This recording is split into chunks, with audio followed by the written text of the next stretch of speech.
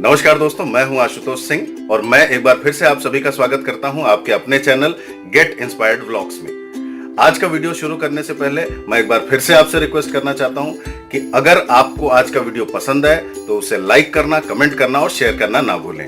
और अगर अभी तक आपने हमारे चैनल को सब्सक्राइब नहीं किया है तो इसे सब्सक्राइब जरूर कर लें। तो आइए शुरू करते हैं। हमारी आज की रेसिपी है हींग वाले आलू टमाटर की लटपटी सब्जी। ऐसे बढ़िया और स्वादिष्ट सब्जी बनाने के लिए वीडियो को पूरा देखें।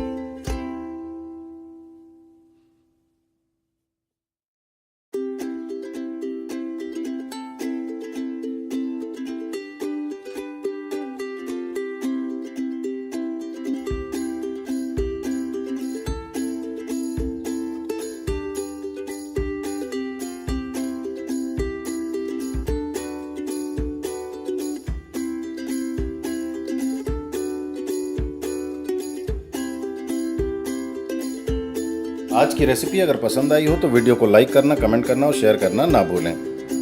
हमारे चैनल को सब्सक्राइब ज़रूर कर लें और बेल आइकन पर क्लिक करना ना भूलें ताकि आपको आने वाले रेसिपीज़ के अपडेट्स मिलते रहें। Thank you.